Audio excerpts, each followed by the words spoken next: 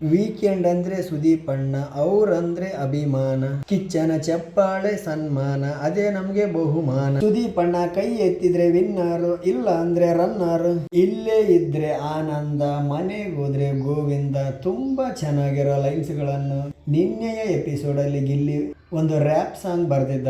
ಧನುಷ್ ಅವರು ಪಕ್ಕಾ big ಬಾಸಿನ second runner up ಆತರ. ಯಾಕಂದ್ರ ವಿನ್ನರ್ ಗಿಲ್ಲಿ ಆಗಬಹುದು, ಆಗ್ತಾನೆ. ಈ ಸಲ ಬಿಗ್ ಬಾಸಿನ 12ನೇ ಸೀಸನ್ನ ಕಟ್ಟ ಕಡೆಯ ಕ್ಯಾಪ್ಟನ್, ಟಾಸ್ಕ್ ಮಾಸ್ಟರ್ ಅಂತಾನೆ ಕರಿಬಹುದು ಮಿಸ್ಟರ್ ಧನುಷ್.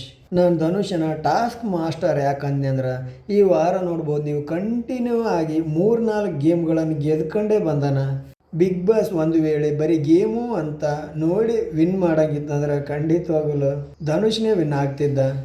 ಈ ಸಲ ಕ್ಯಾಪ್ಟನ್ ಟಾಸ್ಕ್ ಹೆಂಗಾದಂದ್ರೆ, ಪಜಲ್ ಜೋಡಿಸೋ ಬದಲು ಆಲ್ರೆಡಿ ಜೋಡಿಸಿರೋ ಪಜಲಲ್ಲಿ ಒಂದು ಚಾಕು ಇರುವಂಥ ಪಜಲನ್ನು ಹೊರಗೆ ತೆಗಿಬೇಕು. ಆ ಚಾಕು ಇರೋ ಪಜಲನ್ನು ತೆಗಿಬೇಕಂದ್ರೆ ಸುಮ್ಮನೆ ಅಲ್ಲ, ಪಜಲ್ಗಳನ್ನು ಆ ಕಡೆ ಈ ಕಡೆ ಸರಿಸಾಡಬೇಕು, ಬುದ್ಧಿ ಉಪಯೋಗಿಸ್ಬೇಕು, ಎಮೋಷನ್ಸ್ನ ಕಂಟ್ರೋಲ್ ಮಾಡಬೇಕು. ಯಾಕಂದರೆ ಆಪೋಸಿಟ್ ಪರ್ಸನ್ ನನಗಿಂತ ಎಲ್ಲಿ ಬೇಗ ಮಾಡ್ತಾನೋ ಅನ್ನೋ ಭಯದಲ್ಲೇ ಈ ಕ್ಯಾಪ್ಟನ್ ಟಾಸ್ಕ್ ಆಡಬೇಕಾಗ್ತದೆ. ಇನ್ನು ಅಶ್ವಿನಿಯವರಿಗಂತೂ ಈ ಪಜಲ್ ಸಾಲ್ವ್ ಮಾಡೋ ಟಾಸ್ಕ್ಗಳು ಮಾತ್ರ ಬಹಳ ದೂರ. ಇನ್ನು ಅಶ್ವಿನಿ ಹಾಗೂ ಧನುಷ್ ಅವರ ಮಧ್ಯೆ ಕ್ಯಾಪ್ಟನ್ ಟಾಸ್ಕ್ ನಡೆಯುತ್ತಿದೆ. ಆ ಚಾಕು ಇರುವಂಥ ಪಜಲನ್ನು ಬೇಗ ಹೊರಗೆ ತೆಗೆದ ನಂತರ ಒಂದು ಹಗ್ಗ ಇದೆ, ಆ ಹಗ್ಗವನ್ನು ಕಟ್ ಮಾಡಬೇಕು. ಆ ಹಗ್ಗಕ್ಕೆ ಒಂದು ಲಾಸ್ಟ್ ಕ್ಯಾಪ್ಟನ್ ಅಂತೇಳಿ ಒಂದು ಬ್ಯಾನರ್ ಕೆಳಗಡೆ ಬರುತ್ತೆ. ಆ ಬ್ಯಾನರ್ ಬಲ್ಲಿ ನಿಂತು ಧನುಷ್ ಅವರು ಧನ್ಯತೆಯ ಭಾವ ವ್ಯಕ್ತಪಡಿಸ್ತಾ ಇದ್ದಾರೆ, ನೋಡಬಹುದು ನೀವು ಫೋಟೋದಲ್ಲಿ. ನಾನು ಈ ಸೀಸನಿನ ಲಾಸ್ಟ್ ಕಟ್ಟ ಕಡೆಯ ಕ್ಯಾಪ್ಟನ್ ಆದೆ ಅಂತೇಳಿ ಖುಷಿಯ ಜೊತೆಗೆ ಸಂತೋಷನೂ ಕಾಣುತ್ತಿದೆ ಧನುಷ್ ಅವರ ಮುಖದಲ್ಲಿ. ಈ ಪ್ರೋಮೋ ಬಿಡ್ತಾನಲ್ಲ ಅವಂತೂ ಭಾಳ ಇದು ನೋಡು. ಈ ಪ್ರೋಮೋ ಜನರಿಗೆ ಅರ್ಥ ಆದರೂ ಸಹ ಅರ್ಧಂಬರ್ಧ ಅರ್ಥ ಆಗಲಿ ಅಂತೇಳಿ ಇದರಲ್ಲೂ ಸಹ ಒಂದು ಟ್ವಿಸ್ಟ್ ಇಟ್ಟನ್ನು ನೋಡಬಹುದು ನೀವು ಪ್ರೋಮೋದಲ್ಲಿ. ಧನುಷ್ ಅವರು ಗೆದ್ದು ನಾನು ಕ್ಯಾಪ್ಟನ್ ಆದೆ ಅಂತ ಸಂತೋಷ ಪಡುವುದ ವೇಳೆ ಬಿಗ್ ಬಾಸ್ನಿಂದ ಒಂದು ವಾಯ್ಸ್ ಬರುತ್ತೆ. ಟಾಸ್ಕಿನ ಮಾನದಂಡದ ಪ್ರಕಾರ ಆ ಚಾಕು ಇರುವ ಪಜಲ್ ತುಂಡನ್ನು ಗೇಮಲ್ಲಿರುವ ನಿಯಮ ಅಥವಾ ಮಾನದಂಡದ ಪ್ರಕಾರ ತೆಗೆದಿದ್ದಾರೆ ಅಂತೇಳಿ ಒಂದು ವಾಯ್ಸ್ ಬರುತ್ತೆ ಬಿಗ್ ಬಾಸ್ ಕಡೆಯಿಂದ. ಮನೆಯವರಿಗೆಲ್ಲ ಆಶ್ಚರ್ಯ, ನೋಡ್ಬೋದು ಮನೆಯವರ ಮುಖಗಳನ್ನು ಒಂದ್ಸಲ. ಕೆಲವೊಬ್ಬರಿಗಂತೂ ಒಳಗೊಳಗೆ ಖುಷಿನೂ ಆಗ್ತಿರಬಹುದು.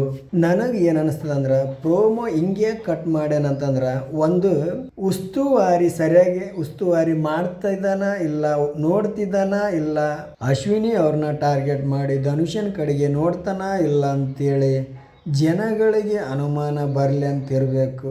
ಒಂದು ಇಲ್ಲವೇ ಧನುಷ್ ಪಜಲ್ ಸರಿಸುವಾಗ ನೋಡ್ಬೋದು ಸಡನ್ಲಿ ಆಗಿ ದಂಡಿಗೆ ಆಲ್ರೆಡಿ ಅದು ದಂಡಿಗೆ ಬಂದೇ ಇರುತ್ತೆ, ಹಂಗೆ ಬಂದ್ರೂ ತೆಗಿಬೋದು. ಒಂದು ವೇಳೆ ಹಿಂಗೆ ಸ್ವಲ್ಪ ಕೈ ಎತ್ತಿ ಸರಿಸ್ತಾನ, ಅದು ಅನುಮಾನ ಬರಲಿ ಅಂತೇಳಿ ಬಿಗ್ ಬಾಸ್ ನೋಡೋರಿಗೆ ಅನುಮಾನ ಬರಲಿ ಅಂತೇಳಿ ಈ ಥರ ಟ್ವಿಸ್ಟ್ ಕೊಟ್ಟಿರ್ಬೋದು ಅಂತ ನನ್ನ ಅನಿಸಿಕೆ. ಇಲ್ಲ ಅಂದರೆ ಇನ್ನೂ ಒಂದೇನಂದರೆ, ಉಸ್ತುವಾರಿನ ಕೇಳಿದ್ರಾಯ್ತು, ಉಸ್ತುವಾರಿ ನಿರ್ಧಾರ ಹೇಗಿರುತ್ತೆ ಅಂತೇಳಿ ಇರಬಹುದು.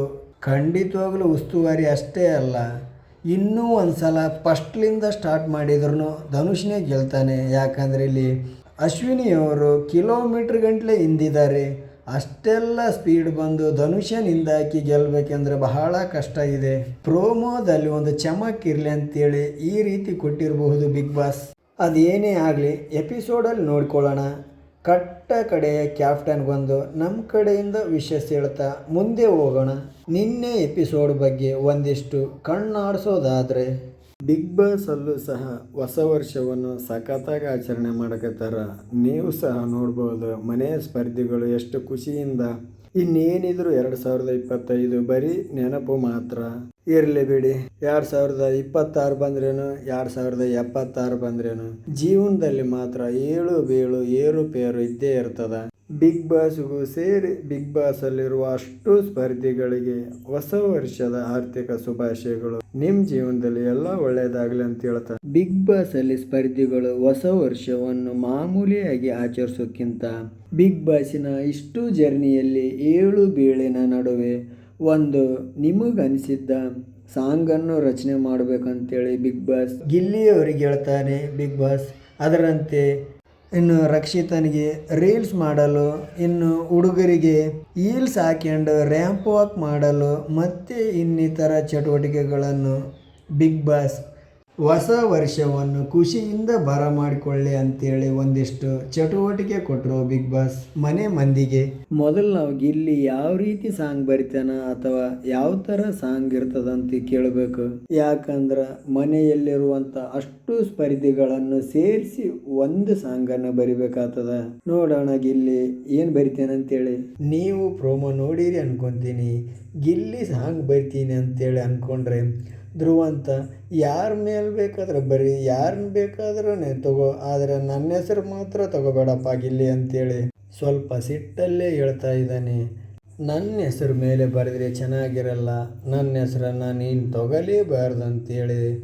ಆದರೆ ಇವಾಗ ಗಿಲ್ಲಿ ಕೇಳ್ತಾನ, ಸಾಂಗೇ ಬರೆದಿಲ್ಲ ಇನ್ನು ಧ್ರುವಂತ ಈ ರೀತಿ ಹುರ್ಕಂತಾನಂತ ಗಿಲ್ಲಿ. ಅವನು ಧ್ರುವಂತಗೆ ಉರ್ಸೋಕ್ಕಾದರೂ ಧ್ರುವಂತನ ಹೆಸರು ತೊಗೊಂತಾನ ಸಾಂಗಲ್ಲಿ. ಗಿಲ್ಲಿ ಒಂದು 2 ಲೈನ್ ಹೇಳ್ತಾನೆ, ನಾವು ಕುಡಿಯೋದು ದಿನಾಲು ಹಾಲು, ಧ್ರುವಂತ ಹೋಗಿ ಕ್ಲೀನ್ ಮಾಡಲಿ ಡೈನಿಂಗ್ ಹಾಲ್ ಅಂತೇಳಿ. ಆಗ ಧ್ರುವಂತ, ಗಿಲ್ಲಿ ನನ್ನ ಹೆಸರು ಮಾತ್ರ ಬಂದರೆ ನೋಡು ಚೆನ್ನಾಗಿರಲ್ಲ ಹಂಗ ಅಂತೇಳಿ ನಾನು ನಕ್ಕೊಂಡು ಹೇಳ್ತಿದ್ದೀನಿ. ಆದರೆ ಅಲ್ಲಿ ಧ್ರುವಂತ ತುಂಬ ಸೀರಿಯಸ್ ಆಗಿ ಹೇಳಿದ್ದ. ಮನೆಯವ್ರ ಬಗ್ಗೆ ಎಲ್ಲರ ಬಗ್ಗೆನೂ ಬರಿತಾ ಇದ್ದೀನಿ, ಹಾಗೇ ನಿನ್ನ ಬಗ್ಗೆನೂ ಬರಿತೀನಿ ಧ್ರುವಂತ, ನೀನು ಯಾಕೆ ಸಿಟಿಗೆ ಇರ್ತೀಯ ಅಂತೇಳಿ ಗಿಲ್ಲಿ ಹೇಳ್ತಾನೆ. ಆಗ ಅದೆಲ್ಲ ಹೇಳಂಗಿಲ್ಲ, ನನ್ನ ಬಗ್ಗೆ ಬರಬಾರ್ದು, ಒಂದು ವೇಳೆ ಬರೆದಿರೋ ಪೇಜ್ನೆಲ್ಲ ಅರ್ಧಾಕ್ತೀನಿ ಅಂತೇಳಿ ಆ ಪೇಜನ್ನು ಇದು ಮಾಡಕ್ಕೆ ಹೋಗ್ತಾನೆ ಧ್ರುವಂತ. ಮೊದಲೇ ಗಿಲ್ಲಿ ಧ್ರುವಂತನ ಇಮಿಟೇಟ್ ಮಾಡ್ತಾ ಕಾಲು ಎಳಿತಾ ಧ್ರುವಂತಿಗೆ ಉರ್ಸೋದು ಜಾಸ್ತಿ ಗಿಲ್ಲಿ. ಇನ್ನು ಸಾಂಗಲ್ಲಿ ಕೇಳಬೇಕಾ, ಈಗೇನೋ ಧ್ರುವಂತ ಅವಾಜ್ ಹಾಕಿ ಹಂಗೆ ಹಿಂಗೆ ಅಂತೇಳಿ ಗಿಲ್ಲಿನ ಸ್ವಲ್ಪ ಸಮಾಧಾನ ಮಾಡಬೇಕು. ಗಿಲ್ಲಿ ಹೋಗ್ಲಿ ಬಿಡಿ ಅಂತೇಳಿ ಬಿಡ್ಬೋದು. ಆದರೆ ಈ ವಿಷಯವನ್ನು ಶನಿವಾರ ಅಥವಾ ಭಾನುವಾರ ಎಪಿಸೋಡಲ್ಲಿ ಏನಾರು ಬಂದರೆ ಇದು ಬೇಕಿತ್ತು ಅದು ಬೇಡವಾಯ್ತಲ್ಲ ಅನ್ನೋಂಗೆ ಆಗ್ತದ ಧ್ರುವಂತನ ಪರಿಸ್ಥಿತಿ. ನೋಡೋಣ ಕಾದು. ಇರಲೇಬೇಡಿ, ಅವ್ರದ್ದು ನಮಗೆ ಯಾಕೆ.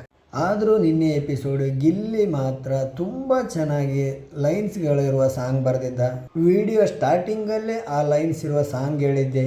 ಹೊಸ ವರ್ಷವನ್ನು ಚೆಂದ ಆಚರಣೆ ಮಾಡಿ, ಇನ್ನು ಕೇವಲ ಉಳಿದಿರೋದೇ ಬಿಗ್ ಬಾಸ್ 3 ವಾರ. ಯಾಕೆ ಕಿತ್ತಾಡ್ತಾರೋ ಇವರೆಲ್ಲ. ಚೆಂದ ನಗ್ನಗ್ತಾ ಇದ್ದು ಯಾರೋ ಒಬ್ಬರು ಕಪ್ ಗೆದ್ಕೊಂಡು ಮನೆಗೆ ಹೋಗೋಬಿಟ್ಟು ಯಾರೋ ಒಬ್ಬರು ಅನ್ನೋಕ್ಕಿಂತನೂ ಗಿಲ್ಲಿನೇ ಗೆಲ್ಲಬೇಕು. ಬಿಗ್ ಬಾಸ್ ಅನ್ನು ಗೆಲ್ಲುವಂಥ ಎಲ್ಲ ಕ್ವಾಲಿಟೀಸ್ ಆತನ ಬಲ್ಲಿದೆ. ಬಿಗ್ ಬಾಸ್ 12 ಆತನೇ ಗೆಲ್ತಾನೆ.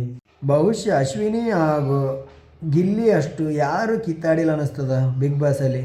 ಇವರು ಸುಮ್ಮನೆ ಇರಲ್ಲ, ಎಲ್ಲ ಎಪಿಸೋಡಲ್ಲಿ ಎಲ್ಲ ದಿನದಲ್ಲಿ ಕಿತ್ತಾಡ್ತಾನೆ ಇರ್ತಾರೆ. ಇವತ್ತನ್ನು ನಡೆದದ್ದು ನೋಡು, ಗಿಲ್ಲಿ ಹೇಳ್ತಿದ್ದಾನೆ, ಹೋಗಮ್ಮ, ಒಂದು ಮೈಕ್ ಸರಿಯಾಗಿ ಆಗಕ್ಕೆ ಬರಲ್ಲ, ಒಂದು ಟಾಸ್ಕ್ ಆಡೋಕ್ಕೆ ಬರಲ್ಲ, ಒಂದು ಮೈಕ್ ಹಾಕೊಳ್ಳೋ ಯೋಗ್ಯತೆ ಇಲ್ಲ, ಹಾಗೆ ಹೀಗೆ ಅಂತೇಳಿ ಆತ ಹೇಳ್ತಿದ್ದಾನೆ. ಇನ್ನು ಅಶ್ವಿನಿ ಅವರು, ನೀನೇನು ನನಗೆ ಹೇಳ್ತಿದೀಯ, ನೀ ಬರೀ ಇಲ್ಲಿ ಬಿಗ್ ಬಾಸಲ್ಲಿ ತಿನ್ಕೊಂಡು ಉಣ್ಕೊಂಡು ತಿರುಗಾಡ್ತೀಯ, ಇನ್ನೇನು ಮಾಡ್ತೀಯ. ಗಿಲ್ಲಿ ಹೇಳೋದು, ಅಶ್ವಿನಿ ಅವರು ತಾವು ಹೀರೋ ಆಗೋಕ್ಕೋಸ್ಕರ ಇನ್ನೊಬ್ಬರು ಹೇಳಿದ್ದನ್ನು ತಿರುಗಿಸಿ ಮುರುಗಿಸಿ ತಮಗೆ ಬೇಕಾದಾಗ ಹೇಳ್ತಾರೆ ಅಂತೇಳಿ. ಆಗ ಅಶ್ವಿನಿಯವರು, ನಾನು ಇಲ್ಲಿ ಹೀರೋ ಆಗೋಕ್ಕೆ ಹೇಳ್ತಾ ಇಲ್ಲ, ನೀನು ಜೋಕರ್ ಆಗಬೇಡ ಅದನ್ನೆಲ್ಲ ಹೇಳಿ ಅಂತೇಳಿ ಗಿಲ್ಲಿ ಹಾಗೂ ಅಶ್ವಿನಿಯವರು ಯಾವಾಗಲೂ ಮನೆಯಲ್ಲಿ ಹಾವು ಮುಂಗಿಸ್ತಾರ ಕಿತ್ತಾಡ್ತಾ ಇರ್ತಾರೆ. ಈ ಇಬ್ಬರು ಕಿತ್ತಾಡೋ ಪ್ರೋಮೋನೇ ಬಿಗ್ ಬಾಸ್ ನಾವೆಲ್ಲ ನೋಡಲಿ ಅಂತಲೇ ಆಗ್ತಾನೆ.